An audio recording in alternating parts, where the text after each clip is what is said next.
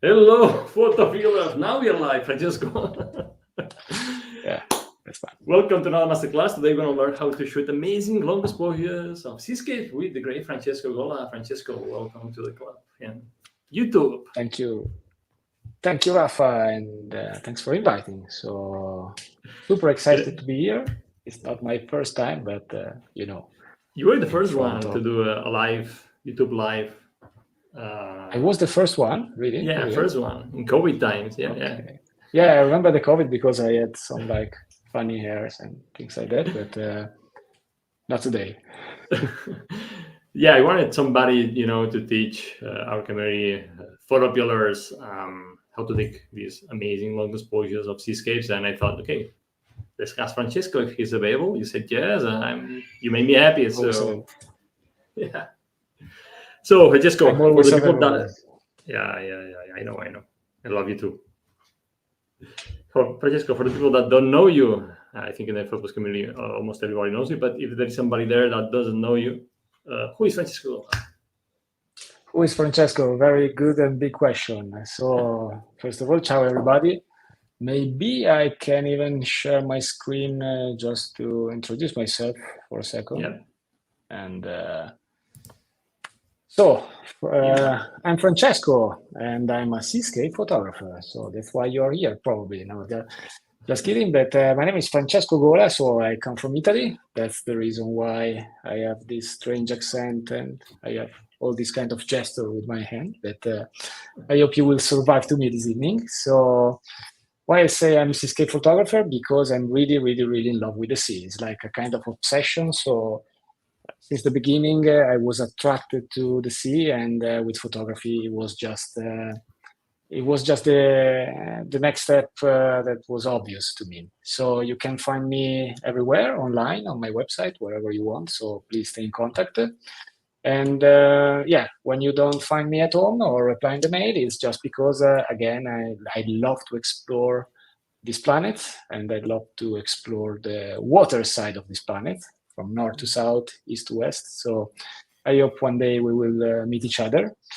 In general, you can find me also on my website. Just a bit of spam. I hope Rafa will allow this. But the general idea of this is that on my website you can also find, apart from my images, a blog area, a blog section where you can find a lot of articles about the topic we are discussing this evening. So maybe if you have any question or before sending me a question, maybe you can find something useful there.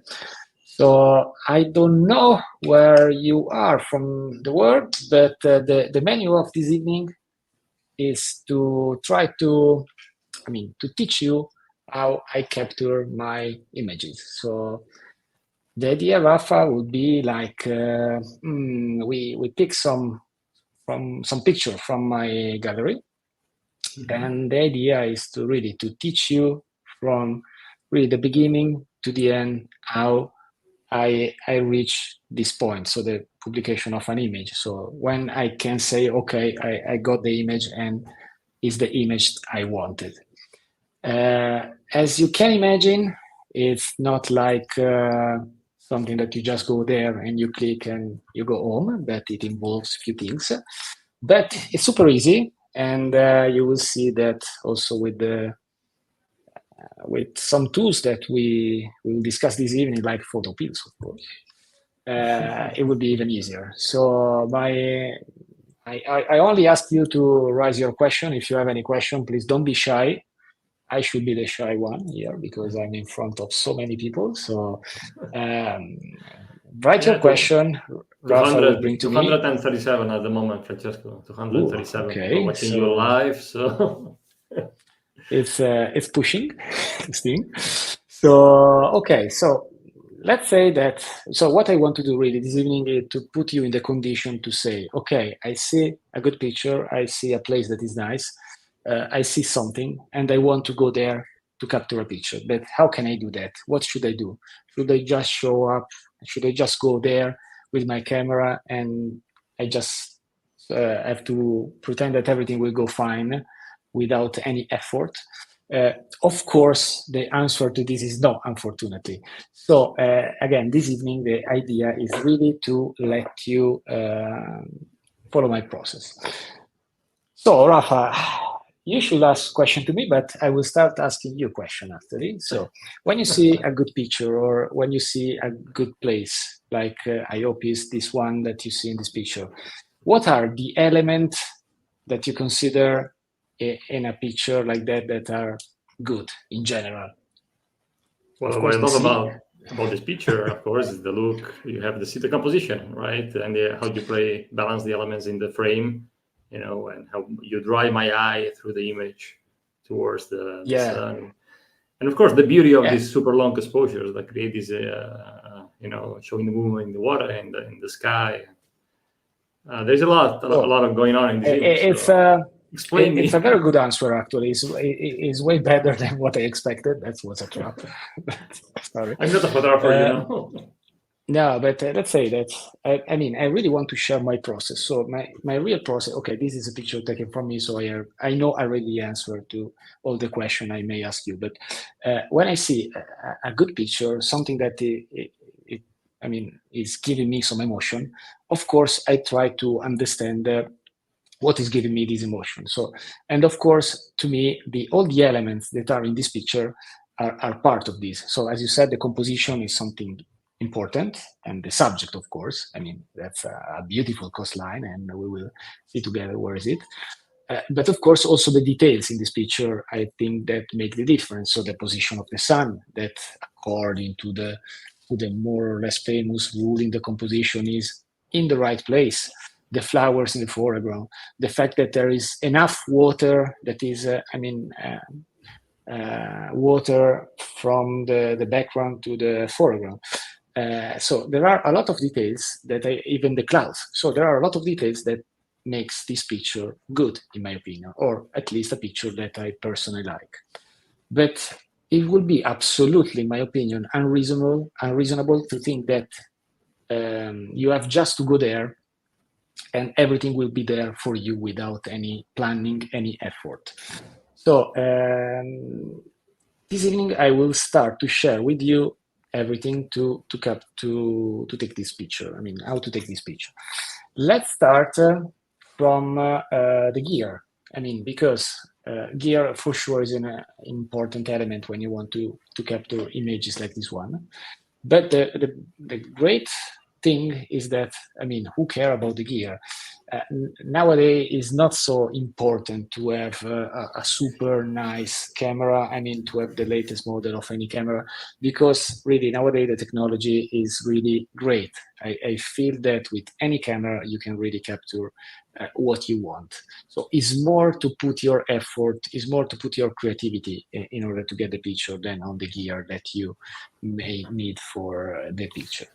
But if we want to go a bit practical, let's say that to take a long exposure picture, you need just few things in your backpack. A camera, of course, and really it doesn't matter which camera you are using, because for many years, for example, I was using this reflex camera that is a D850 from Nikon, and now I'm using a GFX camera that is a completely different thing. But nowadays, again, every camera is quite good. Lenses, of course, you need some lens in front of your camera, and I suggest wide-angle lenses because, I mean, of course, telephoto lenses, telephoto lenses are great, but I have always the idea that when you want to capture a landscape picture, a grand landscape, you want to capture as much as possible. Like when you're there with your eyes that you see from left to right things, you want to have the same feeling when you look at your picture on your screen on a print. So you need that thing. And a tripod, because long exposure, or in general seascape, but landscape photography, but especially long exposure, require you to keep the shutter of your camera open for a while. And a tripod is essential, because if we go for 1 second, 60 second, 4-minute exposure, of course you can't expect to hold everything with your camera, to hold your camera with your hand. And then a few accessories. One is the remote shutter that I'm always using, because especially if you are using a reflex camera, probably you need it because you can't exceed the 30-second limitation of your camera. If you have a mirrorless, it probably is easier because I mean, you can dial directly the shutter speed on the camera. And then some filters, because actually the key of my photography are filters, because they really enhance the possibility, expand the possibility of my camera to capture nice images. I will not go super deep into filter thing because I don't want everybody to sleep, but in general, just remember that we will discuss about basically three kinds of filters. And again, when we discuss about the pictures, we will talk about this and how I use them, but it's good to know that I'm using these things. So the first one is the ND filter, neutral density filter, the first on the left. And the use of the filter is just to reduce the amount of light that is coming to the camera. So it lets you increase the shutter speed, I mean, extend the shutter speed to seconds or even minutes.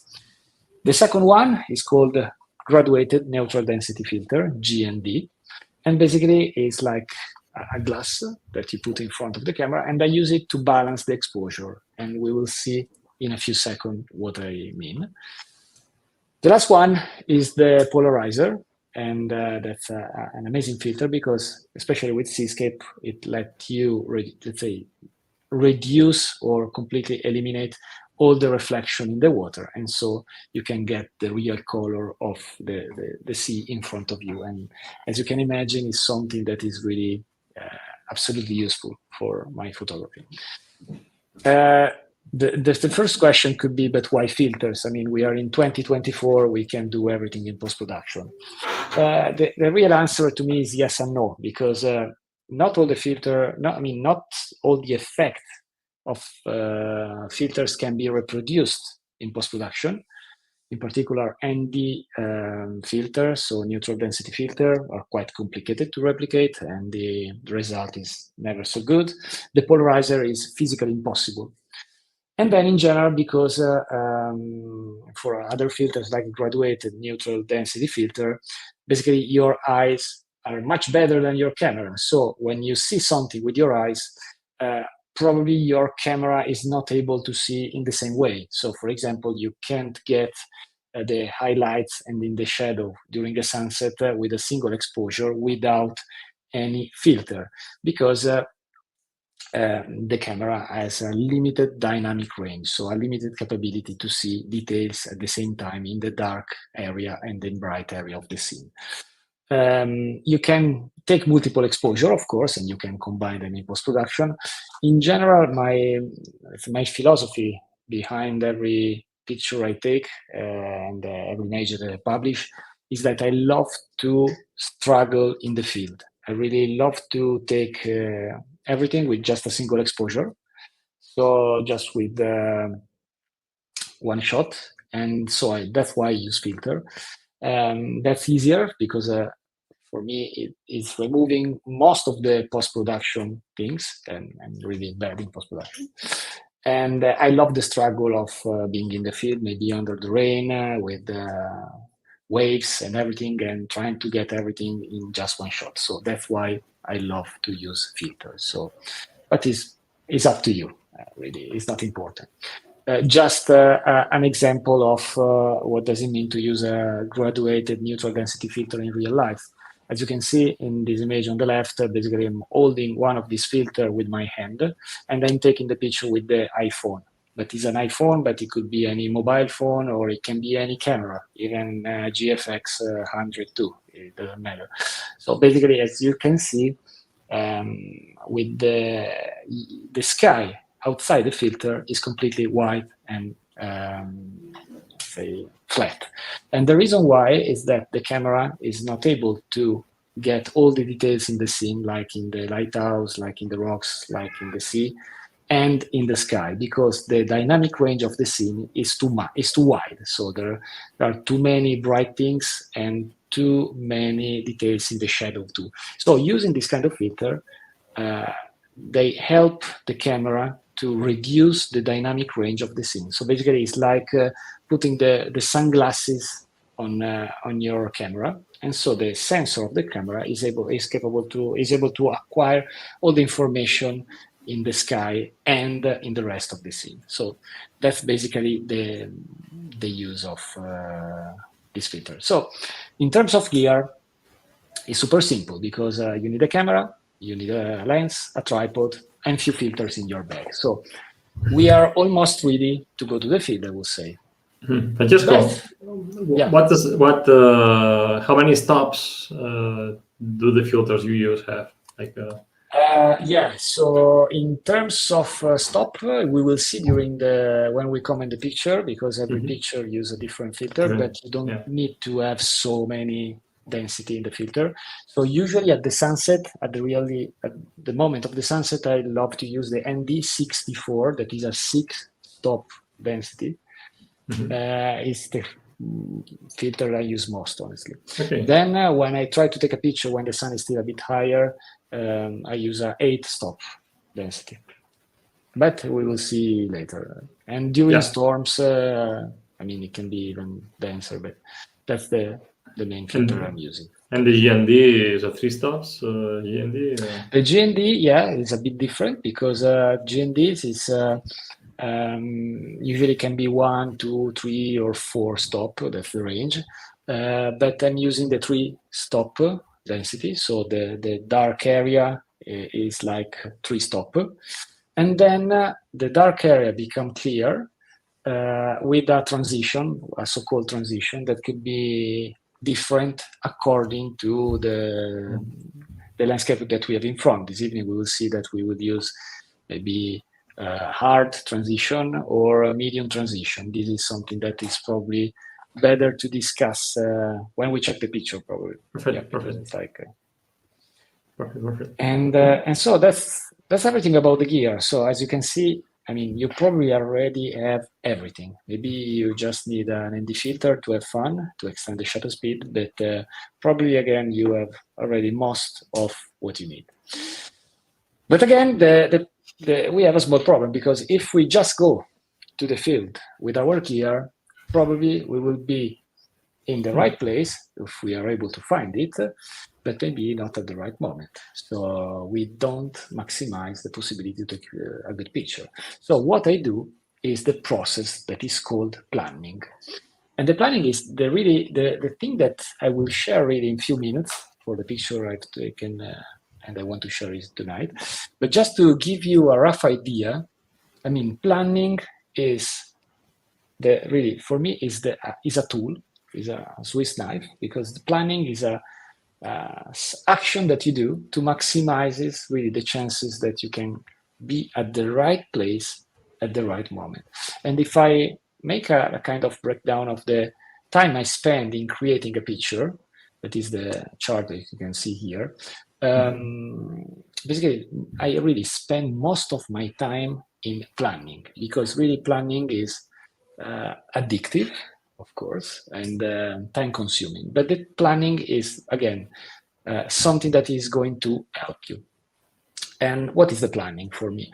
So for me, planning is based on 4 elements, sorry, what I call the 4 pillars of planning: time, ephemeris, tides, and weather.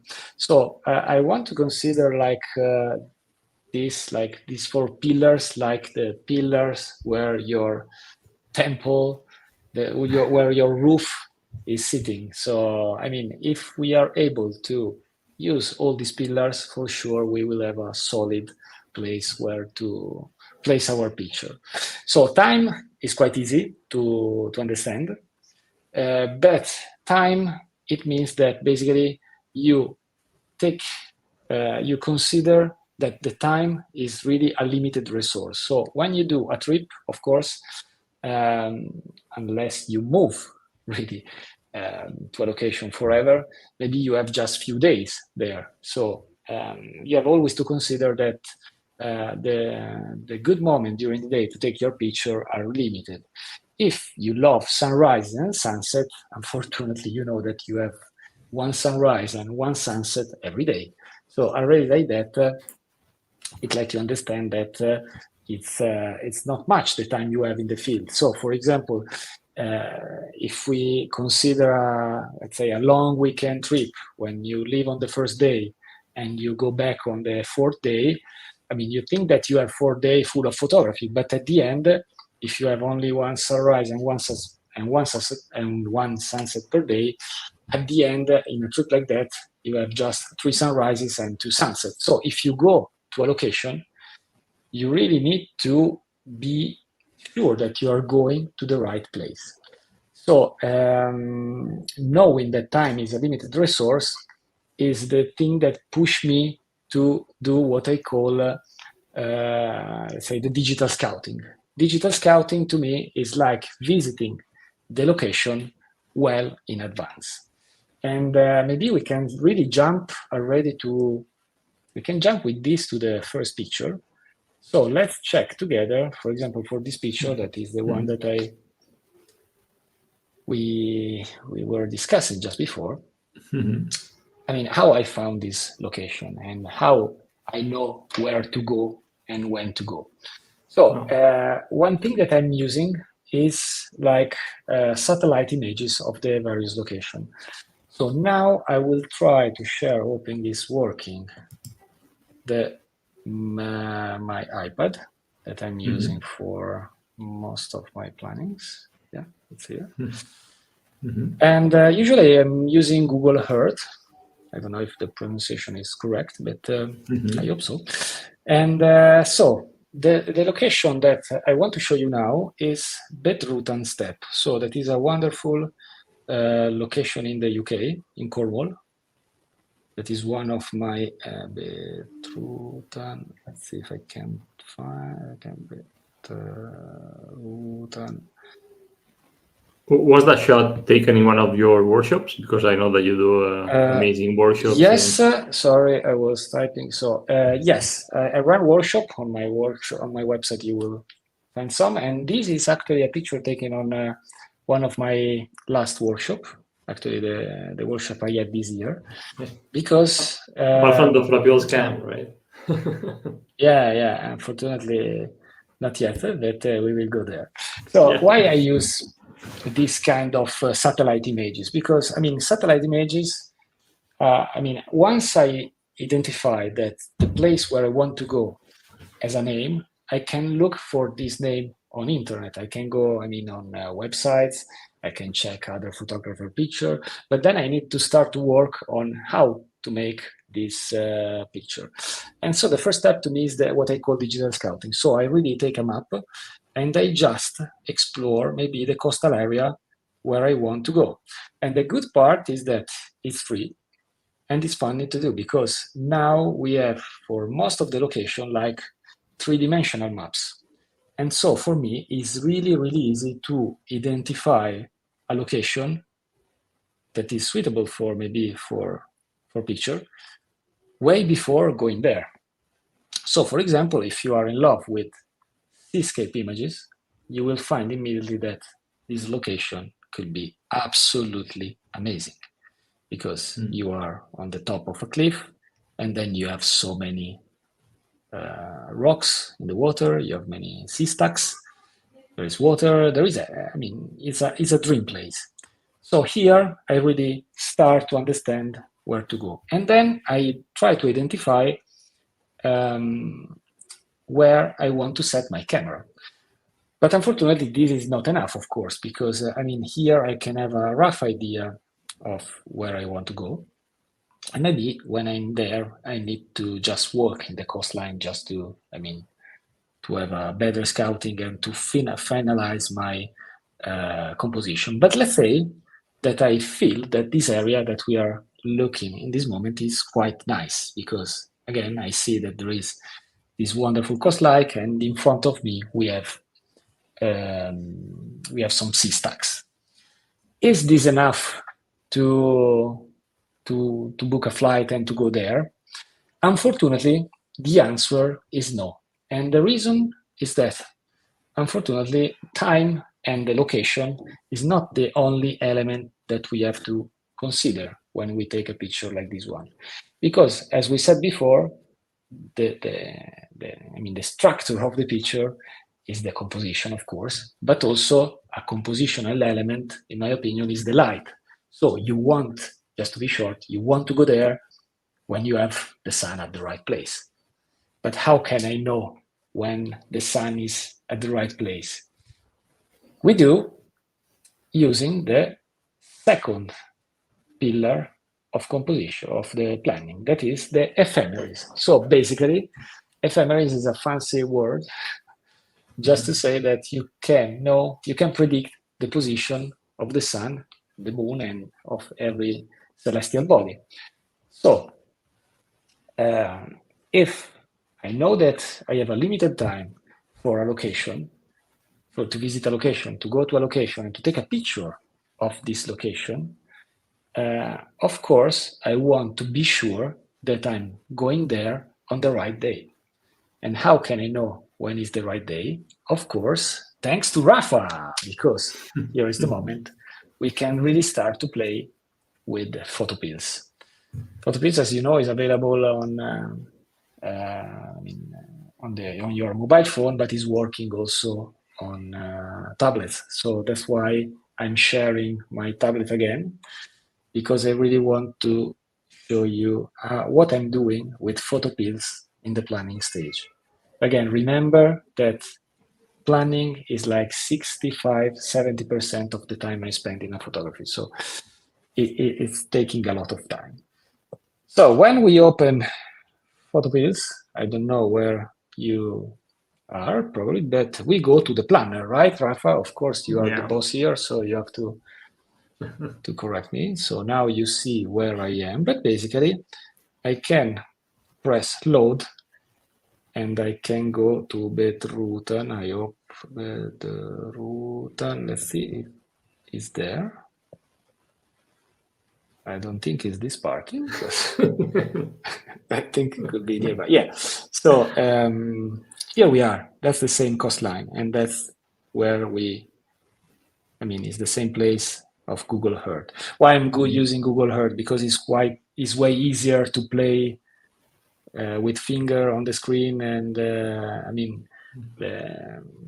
PhotoPills is great for visualizing things, but of course for digital scouting is not meant for digital scouting yet, I will say.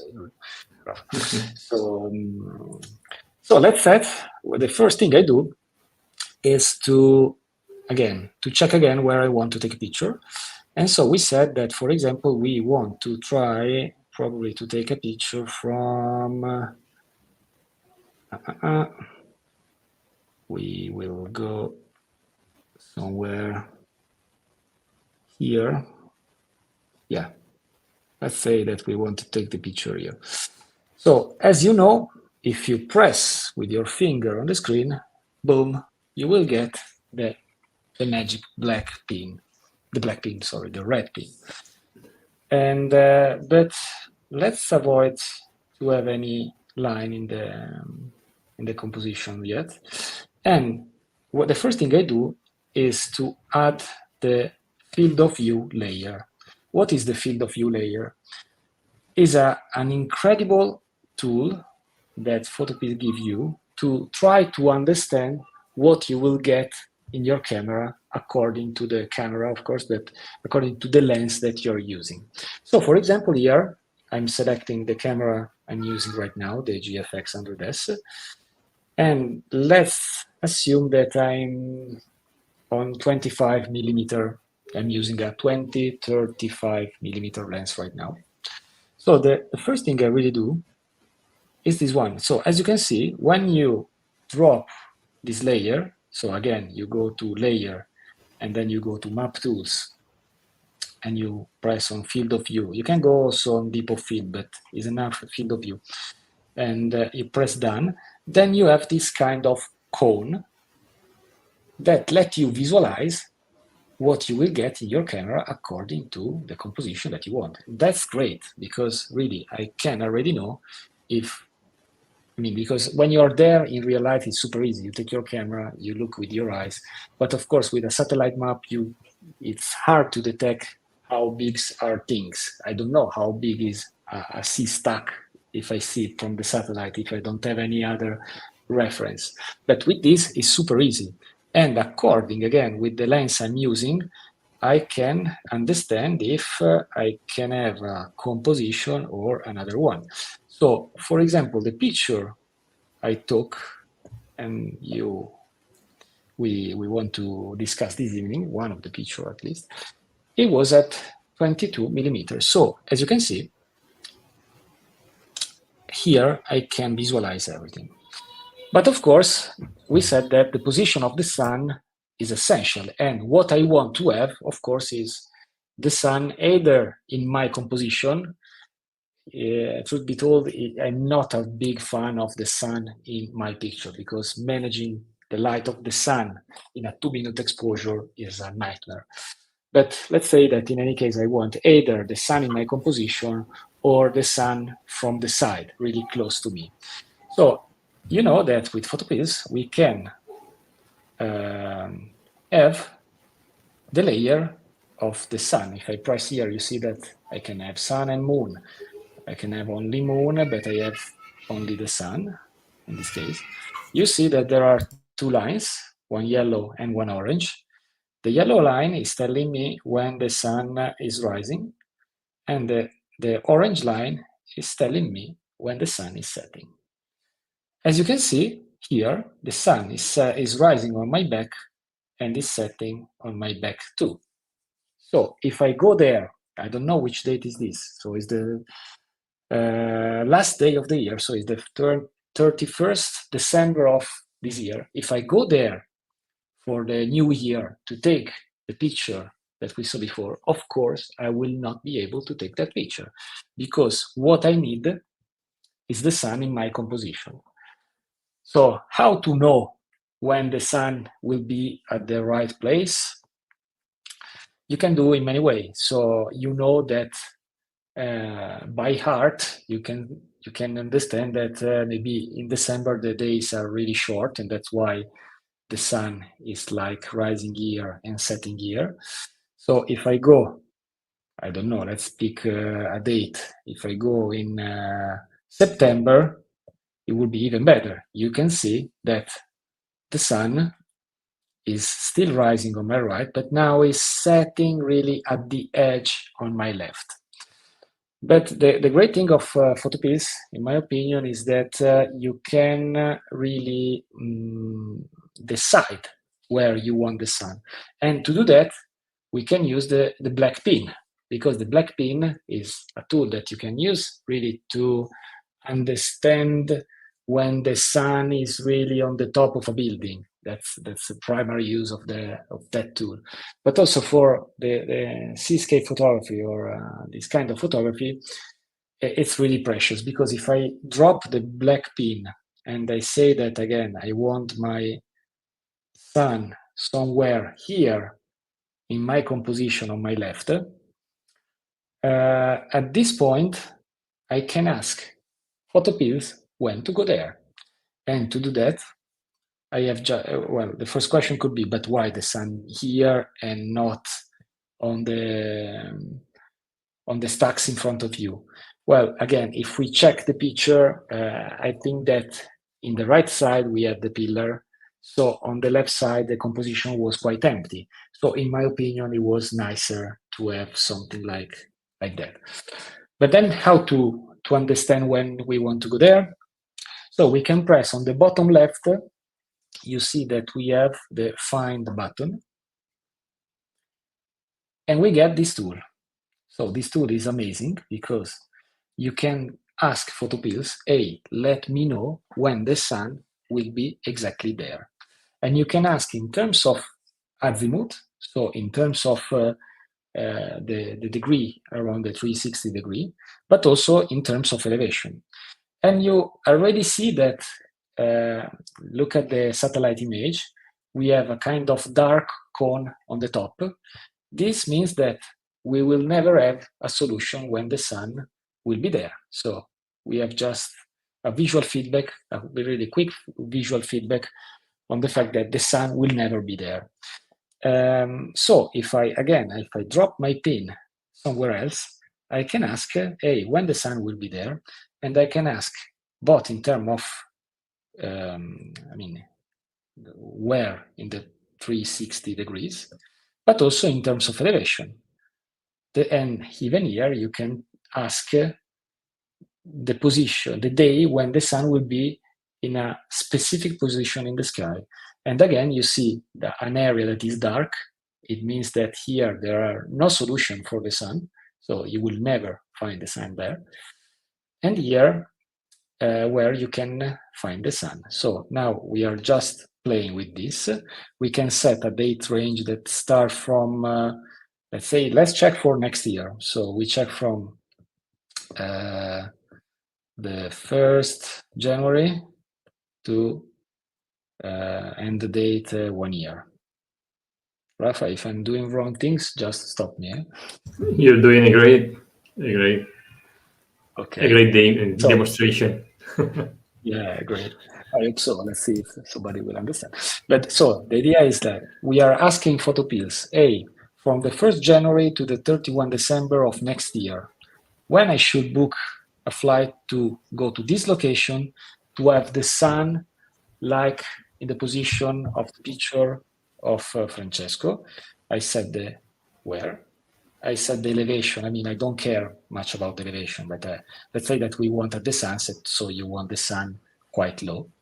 And when you are done with this, you just press on the top right, you see that there is a kind of loop. That is a search.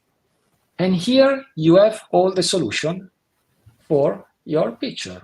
So if you go, you can go there in May until from 12 May to, let's say, the 19th of May, or you have to go there later in the year. But for example, if I pick one day, okay, there is a Friday, Saturday and Sunday, so 16th, 17th and 18th of May, it's a perfect weekend to go there in Cornwall, because if I go there, I will get the sun exactly there. So I will be able to take the picture like Francesco. So let's go back to the image.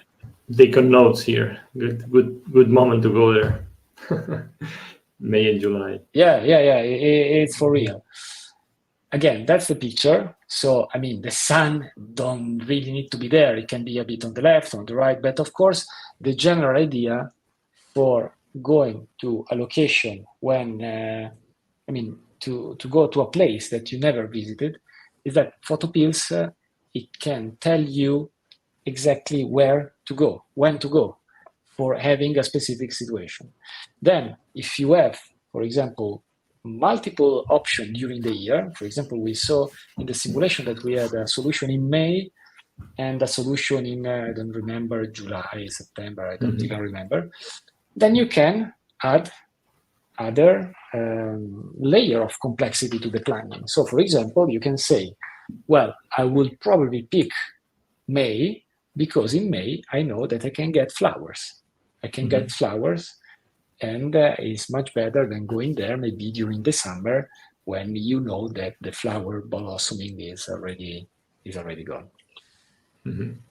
And that's the most complicated part, but is also the easiest one to do, because again, thanks to PhotoPills, it's easy really to plan. Unfortunately, here, Rafa, that's a bad point to you. But unfortunately, I mean, there is another pillar. To Herman. Yeah, where is Herman? Herman. So the house of Herman is just with 3 pillars. So one is missing. No, just kidding. But I mean, you have to consider that if you love seascapes, that tides are a thing. I mean, everybody went to school, so you know that water is affected by the moon and by many things. But when you go to the sea, usually you have tide. The level of the water can be from high to low. And actually, it's not really an easy thing to understand, at least for me, because I remember at the beginning, I mean, I'm coming from Italy, so in the Mediterranean Sea. So the Mediterranean Sea, it was really like the first place where I started to, take pictures, of course. And I mean, in the Mediterranean Sea, it's like a pond in the global scale. So there are no tides. So the tide is 5 inches or something like that. So it's ridiculous. But if you go to the US, to the UK, to France, to Spain, I mean, to the Atlantic, you will learn in the hard way, probably, that tides are a thing. So the level of the water can completely change your picture. So let's check this couple of images. They are both horrible. They are really raw files, but it's just to show you how the same location can be completely different with low tide and high tide. So, of course, you have to pick the moment that you prefer. I mean, it's not that the high tide is good by default. I mean, you may love to go there with the low tide because you love the rocks, you want to go to the beach. But in general, for me, I prefer high tide situation. But in any case, you have to understand when to go. So you have to add this layer of planning to the game. So to do that, unfortunately, I can't use PhotoPills, but I'm using another application. I mean, you can use any website, any application, whatever you want. It's coming, by the way. It's coming. It's coming. Francesco, after 10 years, we'll make it for you. No, but I know. I mean, tides are, quite complicated thing because they are working on harmonics forecast, and the license for tides forecast are crazy expensive. I know. But still, I need to know the tide. So if I want to plan in advance, I'm using right now an application that is called Nowtide. I don't even know the pronunciation. I will show you again with my iPad in a second. Voila. So I'm using this application that is called, well, let's open it so you will see it, the splash screen. That's the app, Nowtide, whatever it is. And with this app, it let me understand for a specific location everything, even more things that I need to know about the tide. But the thing is that, for example, if I want to understand the tide in a specific location, basically, for example, I select map here on the bottom. Again, I'm using this app, but you can use any website, whatever you want. The important thing is that you understand that the level of the water can be really different from one day to another. So let's go back to I'm using the iPad on the wrong direction. So let's pick one location. I mean, we want to take the picture, but you don't have the reading of the tide in every single location. So you will just pick something that is close enough. So I will pick this one that is Tintagel, I think, yeah. And then you get the information of the tide. But what is the main information? Look here.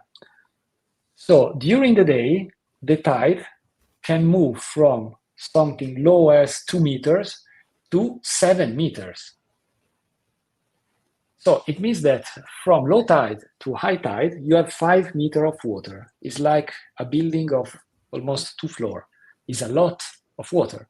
So the thing in front of you, I mean, what you have in front of you can be completely different. So how can we use this on our side? The fact is that, of course, I can select one specific day during the year. So if I'm not wrong, this year I was there in March. Let's say that it was March. If I was not wrong, it was the 30th of March, yeah, something like that. So as you can see, here I have the tide on a specific day on that location. And as you can see, at the sunrise, the tide is, I mean, it's not high, super high tide, but it's quite high. It's almost 6 meters, I suppose. And around sunset is almost the same. So it's 6 point something. So it's something quite high. And for me, I mean, for what I want, is great. But it's not like that every day, because if I go to the same location, just maybe the week before, so instead of the 30, we go on the 23rd. Well, it's still the same. Let's pick another day. So, but let's say another day in the month. Now, every day is like that one. Great. Okay, let's pick this one. So we said before that it was the 13th. Now we go on the 18th.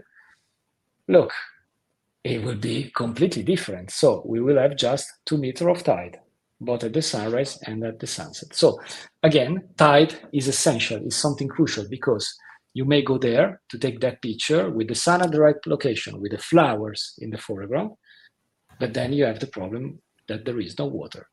So that's why, I mean, planning is taking a bit of time, because even when you find your location, you have to understand when is great to go there. And I mean, finding the right moment to go there, when the sun is at the right place, the tide is at the right place, and maybe you have the flowers, is not so easy. Or on the other side, I mean, even if you just go to a location, I mean, maybe this summer you go on holiday to a specific place and you know that you have the sea in front of you. You can use planning in the same exact way to understand where is the best area to take picture, because maybe there is an area that during summer is great because maybe you have the sun in front of you. The tide that week will be great because maybe it's low tide and you can access to the rocks on the beach. So there are so many options. There is not a universal rule for planning, but there are many tools that you can use to really to plan your shoot. And that's the tide thing. So easy peasy. And we can go back to the last pillar. Weather. So last pillar is the weather. So here I will not spend much time on that. I just want to say that Mother Nature is always in charge, because I mean, you can plan everything, but when you go there, I mean, you can't decide the cloud of that day, if the sun will be at the right moment. There is, of course, a lot of luck behind every successful image, for sure, because for every image that you will see on my website, there are really hundreds, but really hundreds for real, of failed attempts. I have trips where I went there maybe for 2 weeks, even a month, and I didn't take any single picture. And there were other trips where I went there just for a week or a few days, and every day I was able to get 1 or 2 pictures. So again, remember that planning is not giving you the assurance that you are taking a great picture, but is maximizing the possibility of taking great picture. And weather, unfortunately, is not so easy to understand. But what you can play with weather is, of course, seasonal forecast. So, for example, everybody is for sure quite expert of the weather of their own place. So, for example, I'm coming from Italy, as you know now. But if you want to come here in August, really in the middle of the summer, to take nice picture with the clouds in the sky, you are really in the wrong place, because here during the summer we have this thing that is called anticyclone of Azzorre. I don't know how to say it in English, honestly. In Italian it sounds anticiclone delle Azzorre, that I'm quite sure it sounds familiar in your language in some way. So you have no clouds at all. And so probably it's better to come here maybe in March, in April, where we have the storms coming from the ocean. And this is true for every country, it's true for every area in this planet. So there are moments that there are better than other. And so, for example, you can plan to go to, if you can, of course, because it's not that you can plan every time, but if you can plan, if you really want to visit a place and you can plan to go there in a specific moment, maybe take into account also the weather, because I mean, seasonal things seasonal behavior. I don't know if behavior is correct. It's important. In terms of application, I will share with you the application I'm using now most of the time to have, let's say, on the same day of shooting, some good information from the sky. That is Windy. It's a free application that you can download for free. There is a lot of information on the internet about this application. But basically, this application is great because for the same day of the shooting, I mean, for the few days in front of me, is giving me a forecast like the one that you can get on any TV show or wherever you check that, with an accuracy that is great. We are not going to spend time on this, but for example, here you can see now we are checking that spot, that I can see if we have clouds, if we expect clouds or not. And according to the forecast, I can decide to go to a place or to another one. For example, here in Cornwall, again, one of my favorite place in the UK, is a huge and long coastline. So if it's raining on an area, maybe in 1 hour drive, you can go to a place where you have clouds that are really in the perfect position. Again, is a matter of luck, but again, you can predict most of the things. So you can maximize the possibility to take a good picture. So at the end, not at the end, but at the end of this, if we go back to our picture, we were discussing this picture. What can we say? So the idea was to go there to take a picture with the sun in front of me. The composition was already visualized way before, thanks to PhotoPills, thanks to the deep of field field of view tool, thanks to the tide, because I knew that, this place we said that it was like 6 meters of tide, right? With 2 meters of tide, with low tide, here in front of you, you don't have really nothing. The water, and more or less on the last sea stack that you can see here. I don't know if there is somebody connected from the UK that can confirm that bedroot and step is like that, but really, it's really like that. So it can completely change the picture. And then again, clouds are something that you can forecast, but on the same day. And here the situation was promising during the day because we had so many low clouds that were moving faster, and then some middle clouds were promising nice colors in the sky. And that again was absolutely luck, because having the sun popping out from the cloud at the right moment was just luck. But again, I maximized my possibility, because luck is a kind of mix between opportunities and skills. And so I can say that I was lucky because I was able to be there at the right moment, at the right time. And it is thanks to the planning. If we want to discuss a few things about the technique, of course.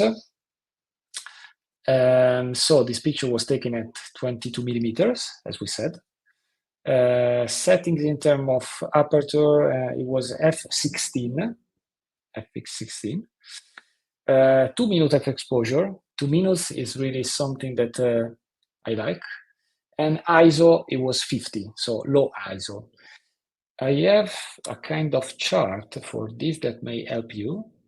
Sorry if I'm jumping from top to bottom, but I really want to show you the real things. So this is a kind of chart that I call my sweet spot. So romantic.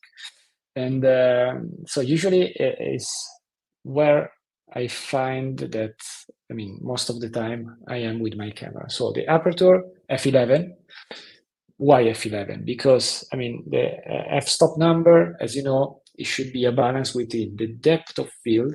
I mean, how much can you have in focus in front of you, and the optical quality of the lens. For the depth of field, the best is to have this number bigger, so f22. But if we have this number too big, so we close too much the diaphragm of the lens, we get what is called optical diffraction, and so we get some blur. On the other side, if we go to open, we like f4, f2.8 is not good for us because the depth of field will be really too limited. So I start from f11 and I work either from f8 to f16. So in that range, to me, is fine, it's perfect. ISO, I start with the native ISO of the camera. So if the camera, most of the camera are like ISO 100. So I start from low ISO because low ISO means low noise. And noise is something that we don't want.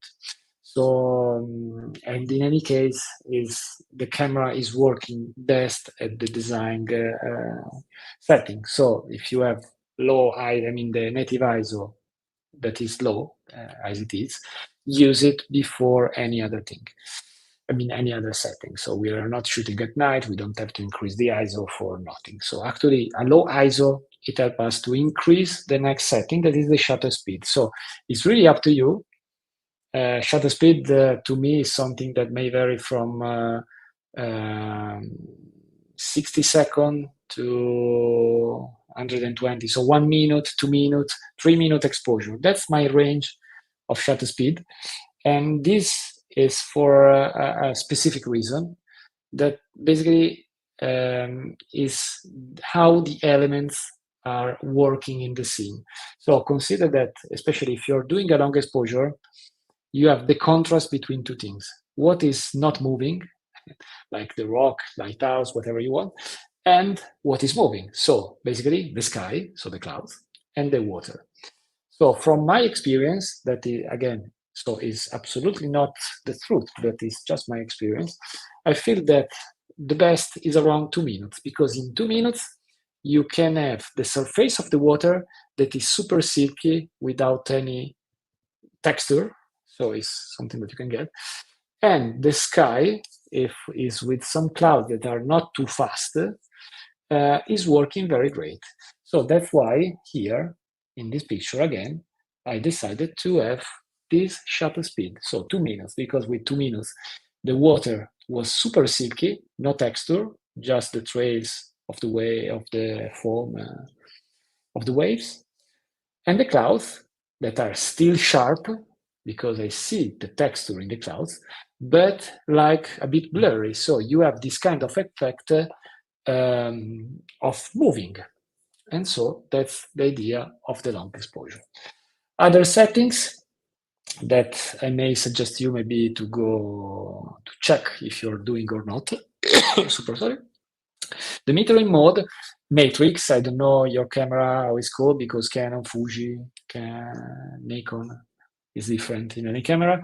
Matrix, basically you are measuring the light in the entire frame. And that's the best way, probably in most of the case at least, because so your camera can understand the amount of light in all the scene, and you are playing to get, again, everything maybe just in one exposure. So getting the details at the same time in the dark area of the scene and in the bright area of the scene. Focusing, that's something that we are not going through, but I want to open this Pandora box that is the hyperfocal.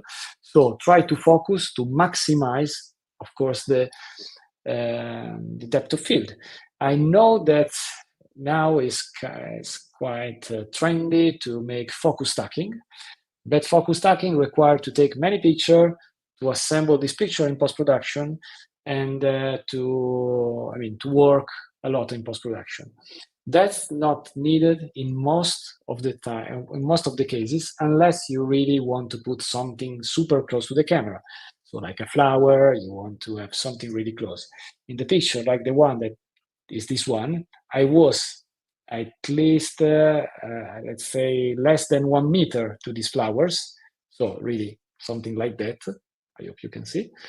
And everything was in focus with just one exposure. So I'm lazy, so I really love to do in the easy way.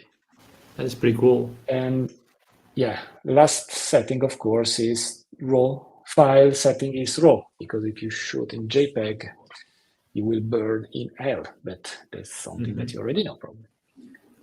And, Great. I think for this picture, I said everything, and probably everybody's sleeping now. There are a few questions. I have one. That day was not windy at all. What happens with the flowers? They are not moving at all So, in 2 minutes? Wow. Okay, so that's one of the most common question that I get, because when you do a long exposure, you usually expect that also the foreground is moving. Actually, yes, there was wind, not that much actually, but consider few aspects. The first one is that the wind at the higher level in the atmosphere, so at the cloud level, it can be different from the one at the surface level. And so clouds can move even if you don't feel that there is wind. So that's the first thing you have to consider. Then actually there was a bit of wind. Now we are looking at this picture at a specific size. If we magnify now the resolution is not good enough to show you, but I mean, you can see that for some flowers, you have this kind of blurry effect. But it's also a creative choice. I mean, in this case, I was really protected by the coast. So if you remember the Google Earth satellite image, I was almost halfway down of a slope. And so basically the wind that it was moving from left to right in this case, nice. I was really protected by a cliff on my left side. So it was super easy. But sometimes you have the wind. And I think that this is great. So I will show you in this picture. Nice. Let's remove everything and let's make it a real picture. So check out this picture. So you have the same kind of clouds, more or less. They were moving left to right again with the sun that was moving behind. That was a crazy moment. Here I was really crying. But as you can see, look at the vegetation in the foreground. Here you can clearly see that the wind is moving everything.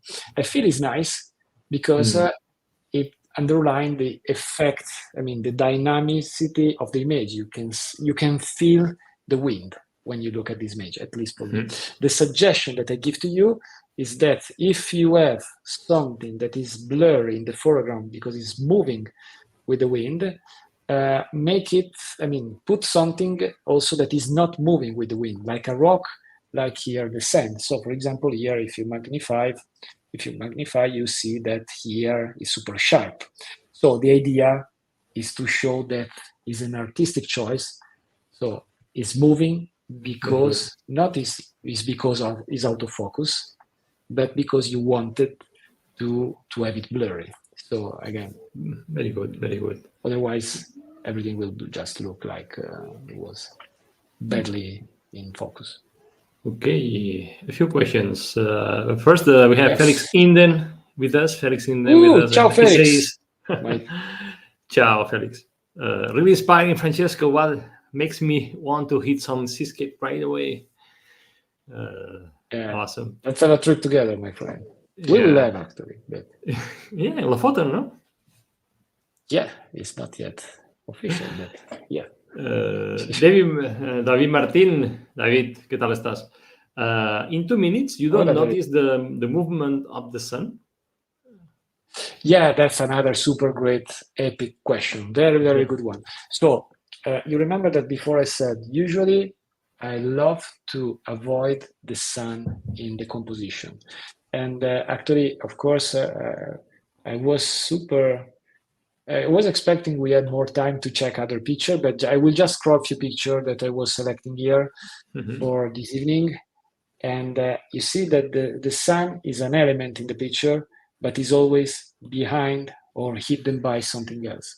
So having the sun in your composition is always a nightmare because the sunning is clipping by default.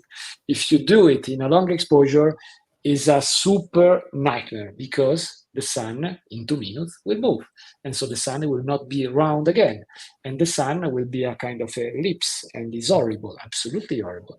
So I mean, that picture, I'm really proud of this picture actually because I feel it's quite complex in some technical point of view. But again, here I was quite lucky again because the sun was there, was popping out, and it was moving in the 2 minutes. Here is moving, is absolutely moving. It's not moving a lot in 2 minutes, but it's still moving. So if I had a clear sky with just the sun, you will see that it's not round, but it's like more like an egg. Here, I try to magnify again, even if I'm not sure we have enough resolution to do that. But as you can see here, I have a layer of clouds below the sun. So basically, even if the sun is moving down because it was a sunset, the cloud is covering it. And so I just see the halfway that is up. So here, a practical suggestion when you are so stupid like me to take a picture with the sun in front of you, try to visualize where the sun is moving. So if you see that the sun is moving down and you have clouds that are covering it, start to take a picture when the sun is out, because you will know that the sun is moving down and the halfway of the sun, that is like the egg side, will be covered by the clouds. If it was a sunrise, so I was expecting the sun to move up, I would have done the opposite. So I would have started to take the picture when the sun was like just below or just popping out of the cloud. And in the 2 minutes, the sun was rising and probably filling the same space here. But again, the cloud was covering the other half. Of course, again, you need a lot of luck to have the cloud in the proper position. But again, but if you're not there, you're not getting it. If you're not there, you will not get it for sure. That's true. 100%. Then we have Sandra that we know that she's been in the camp like 3 or 4 times. Oh yes, ciao Sandra. Sandra, I don't know if you have pronounced your surname correct. Forgive me, Kujvenhoven from the Netherlands, and she was asking the same question about what do you do, how do you handle foreground if you shoot for 2 minutes. The foreground is I moving. think it's the same thing. Yeah, I will not care much of the wind. If everything is, if there is wind, again, the trick there, if you have wind and things are moving, place something that is not moving. So find, if here everything was moving, I would have probably looked for a kind of small different composition to have some rocks here or here, where you can see that they are sharp. So it's not the picture is out of focus. There is wind. Just that. Very cool. Thank you, Francesco. There are a few questions more from Michael Sanchez. I see so many beautiful seascapes photographs at high tide. Do you ever shoot at low tide? If so, can you describe the time when you might want to do that? Okay. I need to tell you a secret then. I hope, no, just kidding. So, no, but it's a kind of secret. So it's true. I prefer high tide because, and I prefer to shoot on the top of a cliff. But I prefer that because it's easier.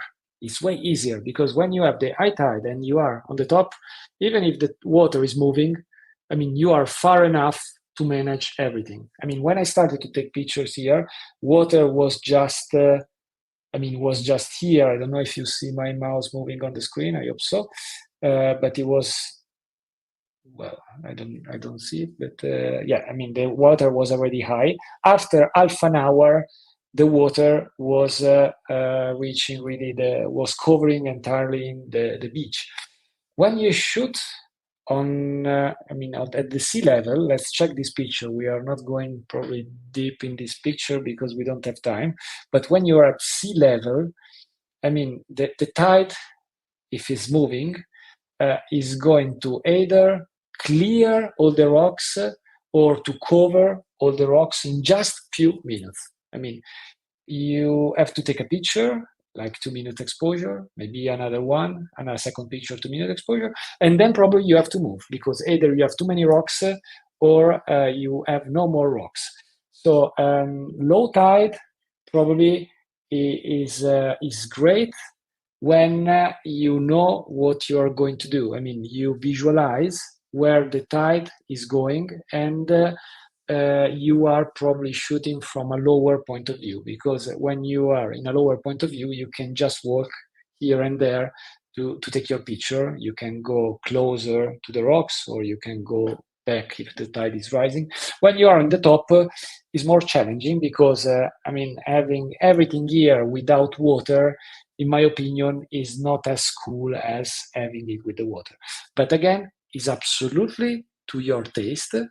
I know many seascape photographers that are in love only with shooting at sea level on beaches, and I mean, they are just great. So one is the Big Nick page. So an outstanding photographer is shooting a lot of amazing pictures at sea level, and I'm super jealous of what he's able to get. I'm more comfortable with this.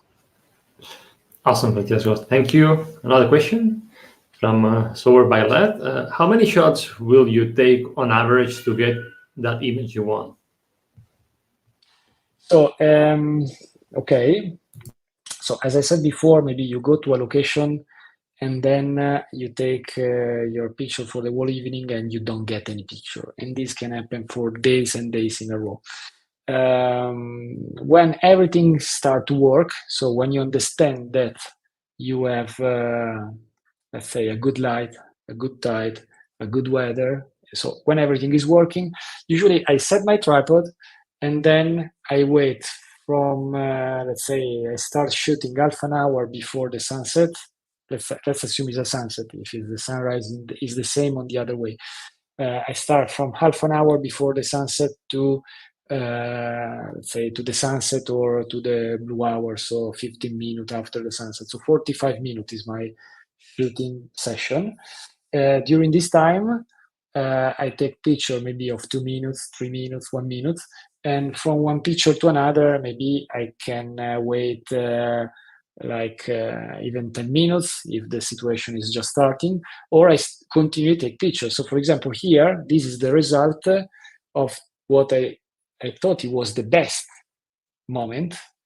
And I was continuously taking pictures. So 2 minutes, 2 minutes, 2 minutes, 2 minutes, for like 10 minutes, I was shooting like this. So I got 5 pictures at the best moment, because the light, it's lasting like minutes, unfortunately. And especially if you're doing long exposure, you don't have much time. So you have really to take pictures. And thanks to the fact that we are not using field camera, is not a problem if we have space in our memory card.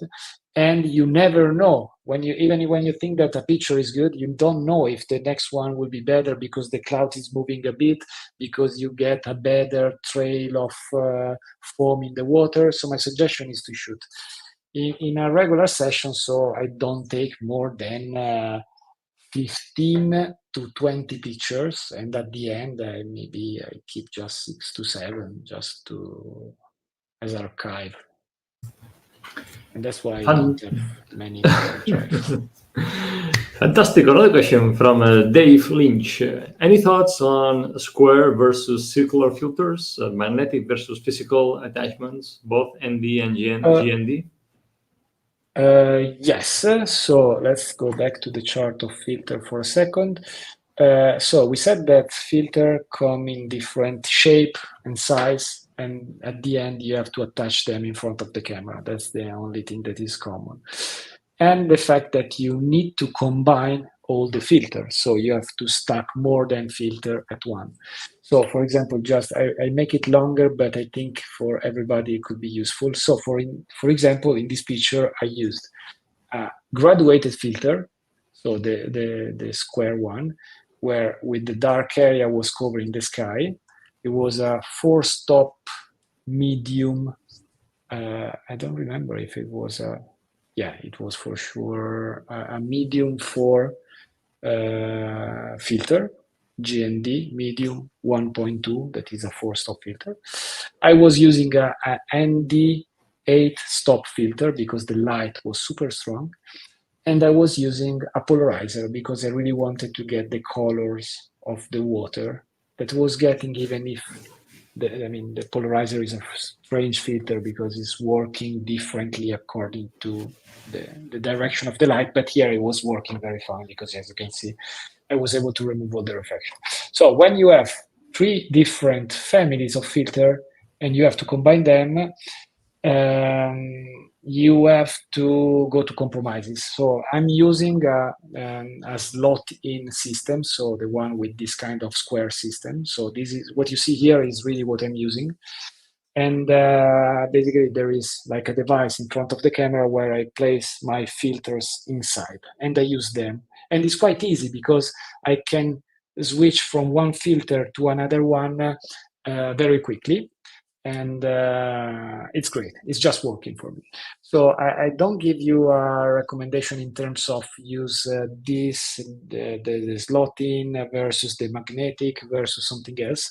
But remember that this, in particular, this filter, the graduated neutral density, is not available as a screw-in filter. So you have to have it as a plate, like something like this one. And then according to the brand, you can have different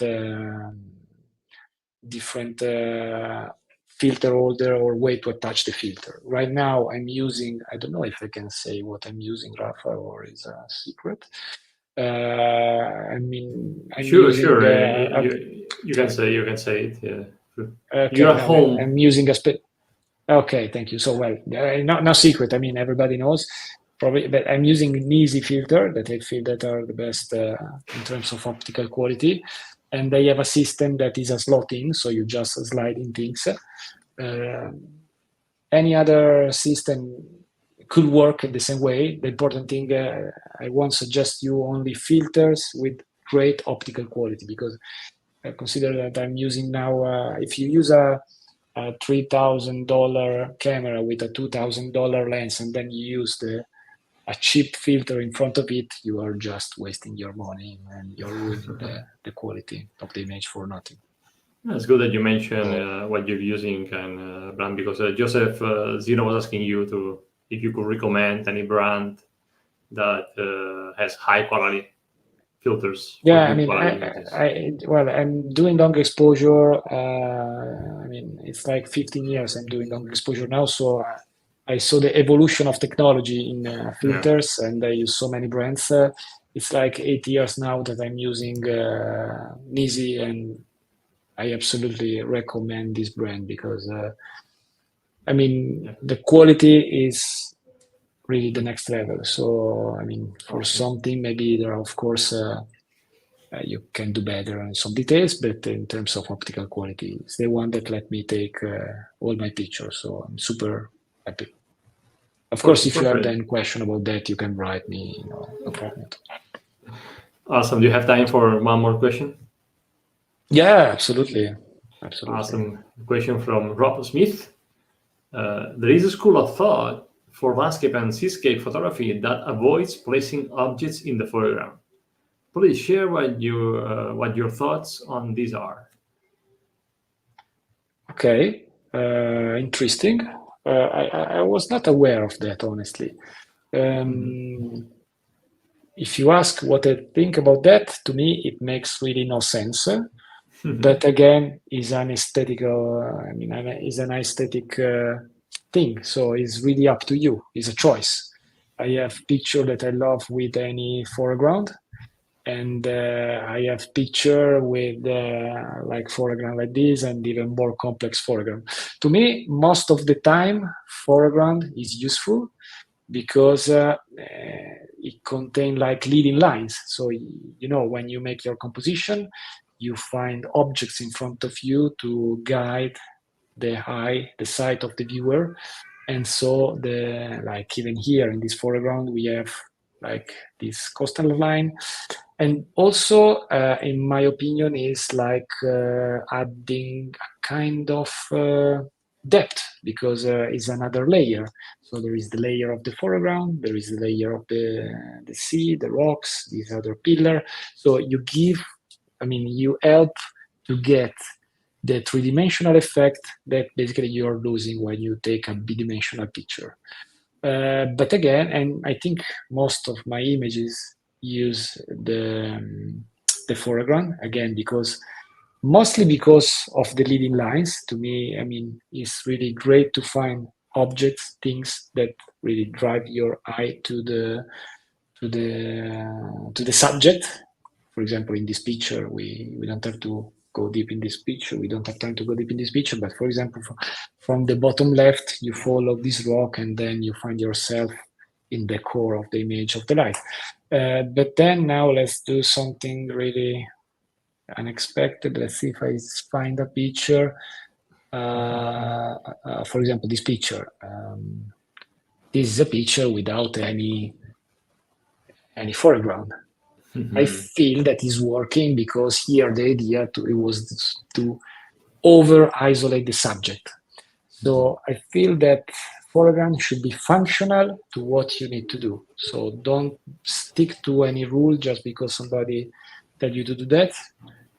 Take the suggestion, put it in your backpack, and when you are in front of your landscape, just think with your head and try to find what is the best solution for the specific case. Is this on the North Spain? Yeah, exactly. Yeah. So that's from Cantabria, Costa Quebrada, near Santander. Yeah. Nice food. Yeah, that was a very rainy day. I had a shower in the field. It happens. Okay, last question. Now that's for sure. Very interesting one. Xavier Coutant. I use a tide app telling me the exact hour of low tide and high tide. However, what I can't find is an app showing me where the water line is at a particular hour. Do you know if such an app exists? So, and I didn't get the last part. So, to know if there is an app that shows the water line, so where the water is. Imagine like a 3D or a 2D map where you can see. No, unfortunately, there is no such thing, but I would love to have it. If you're good in programming, contact me. We can develop an app and then we can sell it to PhotoPills. Or easier, we can try to implement it in PhotoPills in the future. But makes sense. Let's try to Herman. So in the 2070, maybe we'll reflect it.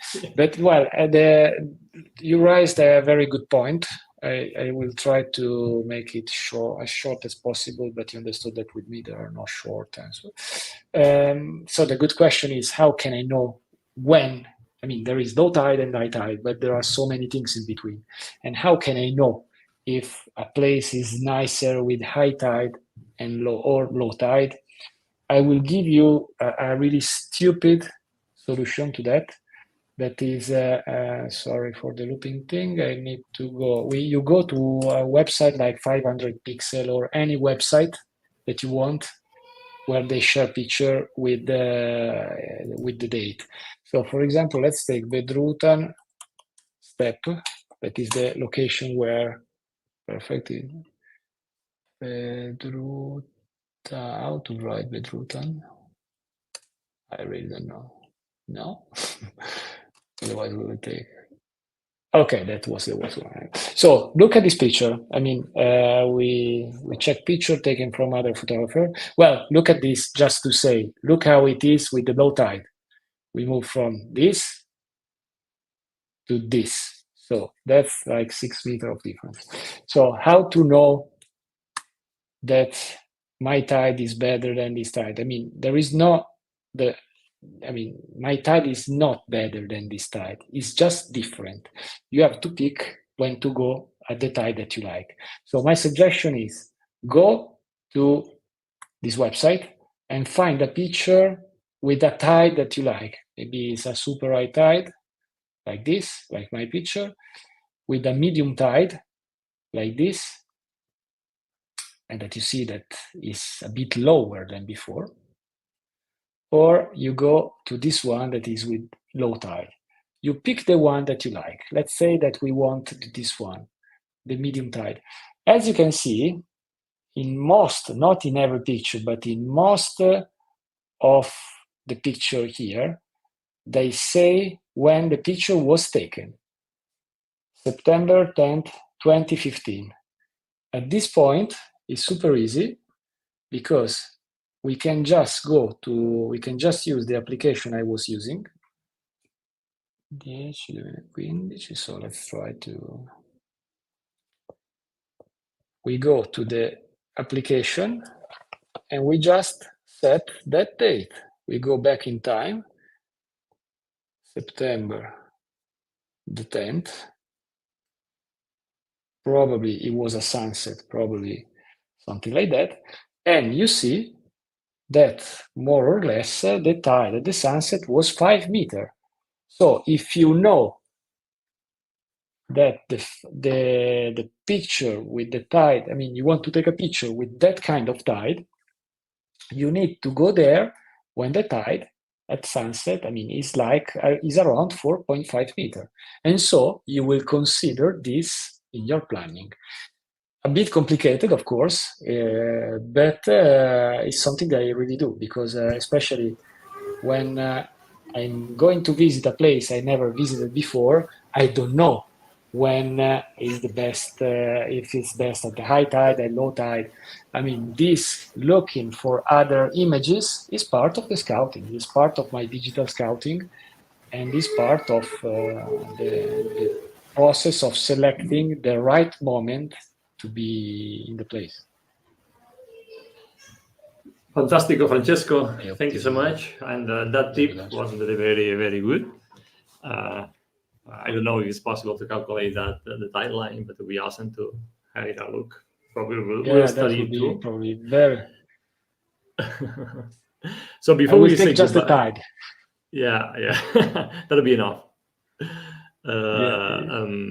Before we say goodbye, what other adventures do you have ahead of time? What other workshops you have coming up, or locations you're going to be shooting? Well, this year it will be a super wonderful year because I'm going to one of my favorite places in the world, that is Outer Hebrides in August. Nice. That is where I took this picture, and then I will go to Sardinia at the end of the year, where I have another workshop in one of the wildest part of Sardinia. Next year will be crazy because we have an adventure together here in the Lofoten with the mighty Felix. Great, I will bring pizza, Felix, don't worry. And then I'm going to run a few other workshops in the North Spain, in Portugal, and in some other locations. So if you want to have a look, thanks for asking. I will use this for spamming a bit. If you go to my website, you will find for sure everything, and also how to contact me if you have any questions. Perfect. Hopefully, we'll see you in the PhotoPills camp again next year in Menorca or Madeira. That's a spoiler. If you invite me, yes, it would be great. I will accept. I think you are already invited. Yeah, thank you. So yeah, PhotoPills camp for who is watching this live or for who is watching from the future is like a life-changing event for photography. So I really suggest you to consider to join because we will have a lot of fun, not only picture. No sleep, but there are a lot of people here. We were saying the same thing. Yeah. I see Margaretine, I see Benny, I see Penelope,